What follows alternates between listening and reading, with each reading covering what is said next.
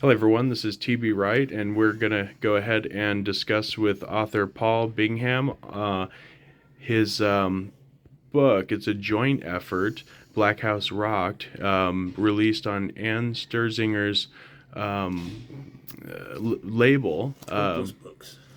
Yeah, it's two books, two different authors. Oh, yes, that's right. Hopeless Books.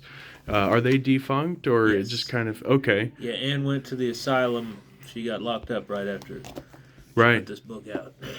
It's a God unique, bless her. yeah, it's a unique read, and I think her fingerprints might be on some of this. Is that Yeah, accurate? Yeah, she's an awesome editor. yeah. I might have to dial her, but yeah, this book was quite. It was very dreamy, and also I'll say that Emerald Crestel, his portion too. Almost assumed a similar ambience, a similar style, but very different in terms of presentation. And I'd just like for you to speak about this, provide a synopsis, and just kind of give us a backstory into the writing of this thing and what you encountered during that process.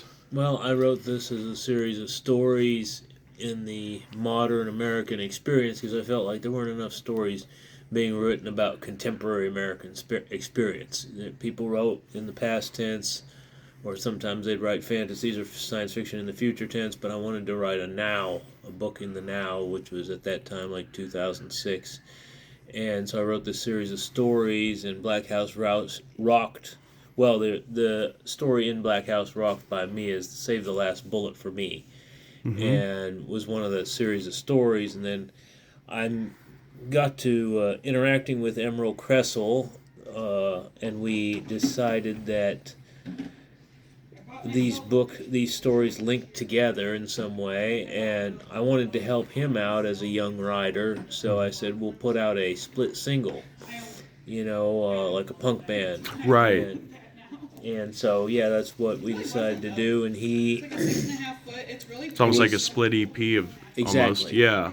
Yeah. split, and so I wanted to help him out, and that's what a established band would do to help a up and coming band. Where did you meet him, if you don't mind me Emerald's asking? from Chicago, Mm-hmm. and we were involved in a movement called the Gangster Bolshevist Movement, Mm-hmm. and it was a collective of artists mostly.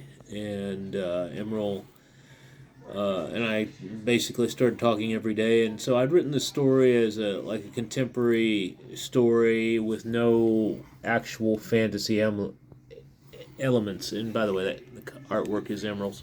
Mm-hmm. Yeah, Yes, it's a that's self-portrait. quite dark. Uh Yeah, huh. self-portrait. Uh, Yeah. Is that accurate? That's really that's as what he told intended. me. I don't know. Oh, okay. He was a heroin addict. Yeah. He's actually still alive and cleaned out, I think. So that's good. Not But very good. uh, I wanted to write a story, and yeah, there are like supernatural elements to it, but I never intended it originally to be a vampire story. I wanted it to be a demonstration of how people deal with the future totalitarian surveillance state Mm-hmm. successfully. Like, people think, oh, we just got to deal with this boot stomping on our face in the Orwellian sense forever, but in the story, they're able to overcome a lot of the uh, technological totalitarianism to engage in an anarchical behavior. Right. The Watcher, you're not clear what he is or how he can do stuff. Yes, you leave a lot of this up to the imagination of the reader. I've noticed, which I think is a powerful. It's a powerful convention, and it's not often used to its fullest. But yeah, you've got these characters that are shrouded in mystery. You've got the Watcher, and then there's a whole sort of gallery of other entities. Do you want to kind of delve into them and sort of what they're all about? There's different people he meets in his travel, most of them bad, and Most of them, and a lot of it's true. A series of true stories. I kind of wanted to write an In Cold Blood, and that's Truman Capote's book, and that's in the story with the murder of the little girl that happened quite near me. So that's a real story. And, Is that with the train tracks and whatnot? Or well, that was the revenge for that, allegedly. But I mean, I'm just saying, the case of the little girl being murdered was a real happenstance that I added into the story. that That was, influence? yeah. My understanding is that I had heard another interview some while back where you had described you were kind of in a dark place. Is that right when Oh, you yeah. wrote this thing? Yeah, I wrote all these stories in a dark place. It's where I called that one "Down Where the Devil Don't Go" because I was writing it in a corner, in a dark little room about this size, and just sit in the dark and write. Mm-hmm. And so that's why I called it "Down Where the Devil Don't Go" because nobody ever went down there. It was sort of a warehouse, correct? Yeah, I want was, to say. yeah. Yeah. And so One of the, I mentioned this to you. I'm not sure if, I'm not sure how you received it, but it really reminded me of a dark and twisted sort of. It had the pacing and some of the character of perhaps Lewis Carroll. Alice's Adventures in Wonderland and Through the Looking Glass. Just in that, your character is sort of there's this kind of falling into realm after realm. There's this descent into just further insanity, and with that, these supernatural characters. There's these encounters. What do you think of that? Just as the reader, kind of making a connection. Perhaps it's not there, but what do you think? That dreamy quality. What do you have to say for that? well, I think it has something to do with what they call magical realism, but I've seen this happen with people. Like just not too long ago, I saw somebody go to the hospital. Were taken to the hospital, for example, and that they fell into a whole scenario of situations that dragged them from the hospital and since they were taken to the hospital with one shoe by the ambulance driver, they lost one shoe, so they were thrown out of the hospital when the hospital discharged them, and they weren't even allowed to stay in the lobbies, and then they were taken to a bus stop, and then they couldn't go into any place to make contact because they only had one shoe on. They won't let you into any respectable place, a gas station or anyway. So that led them down a whole macabre train of events, Right. just from going to the hospital to the emergency room. This story is definitely that. Your protagonist is, there's this stability at the start of it. There's a clear direction, but pretty soon there's these entropic forces, and the character is just kind of thrust. There's no apologies here. I mean, it's just you again leave a lot up to the imagination, and you find this character just sort of unraveling and also working at the behest of these sort of handlers. Is that accurate? You've got the Watcher. Can you describe him a little bit? Yeah, it's like he says in the book. I used to do my own thing, but I guess he was a drug addict for a while. I have another story where it's the guy's an artist and he does visual art of machine gunning college professors. Oh, what do you call it? Is this an Performance art. unpublished Yeah. piece? And I think it's the same person, the same character, but he goes around and convinces the college professors to let him machine gun them for performance art at Burning Man. Oh, okay. So, Yeah. but he's just trying to get rid of these communist college professors. So, What was with the scene of being in the back of a big rig and an aquarium with an anaconda? What was that? that's all part of the And in the cold bones. blood. In the cold blood facet, because he uses there's a snake farm, full disclosure, not far from where that little girl was murdered, Okay. and so he uses the traveling snake show as a way of inserting himself into a controlled space or a controlled area to do all these things that they're going to do in the plot. Yeah. That's how they get into the surveilled area in order to do that. And this is why getting you authors in a room and pulling those threads, you reveal there's a lot more behind these scenes that than meets the eye. Now, who is Al? And Al is the guy based on a guy named Mike Mazzone. And what's his full name? Mike. Oh, in the book he's called Al Algon Almont, and he's of course an animated corpse.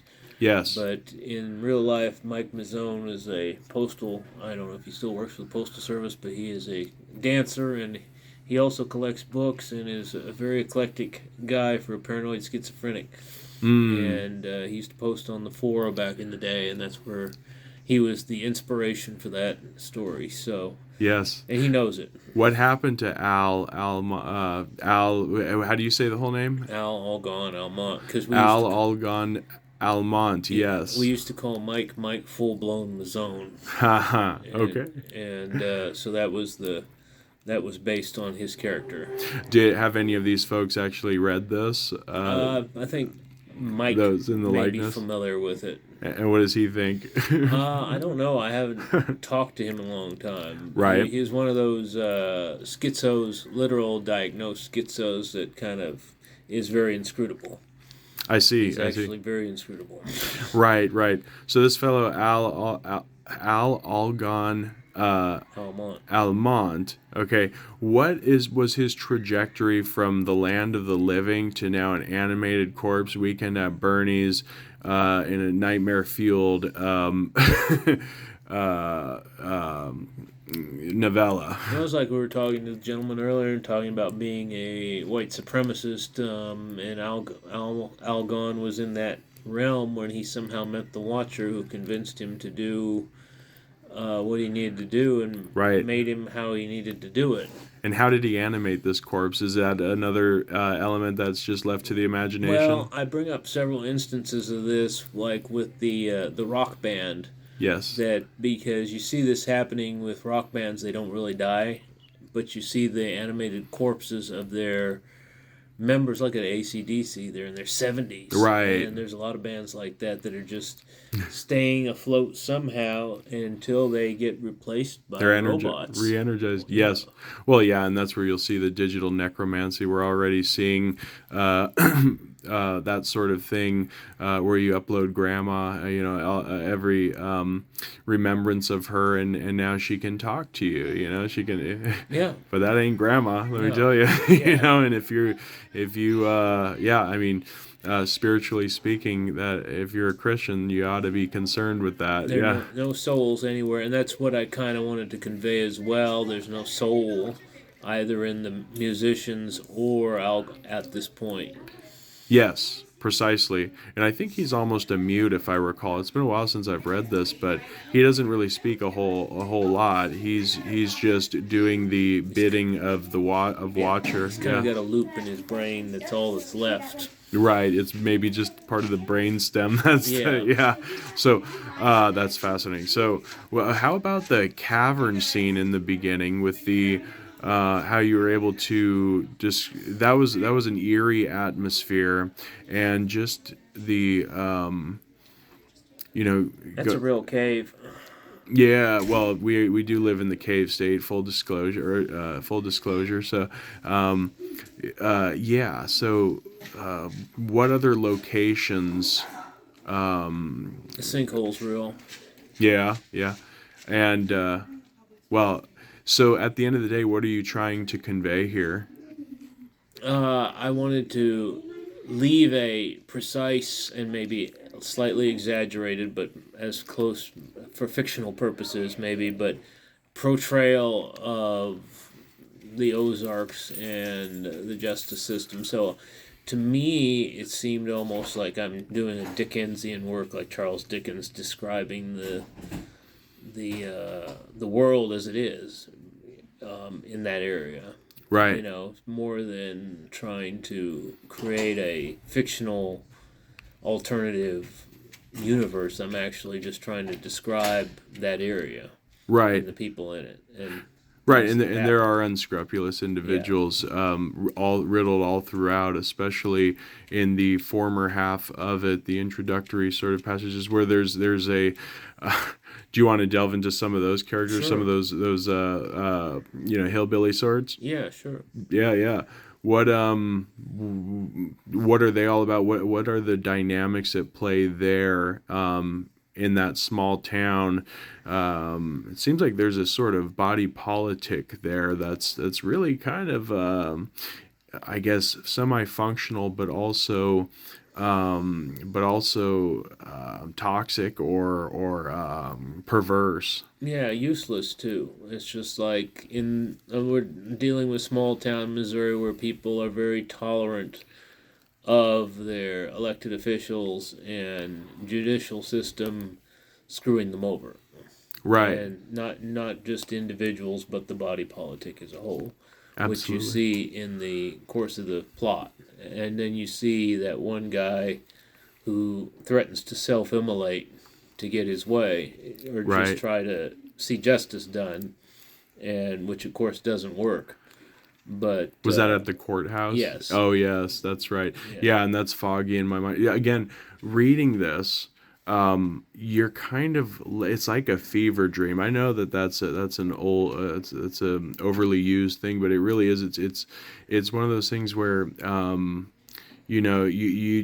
couldn't quite find my bearings in it, but it worked. And I think you did a really great job here. I appreciate that. Yeah, I'd recommend it to anyone who likes literary obscura of any sorts, more on the darker end of things.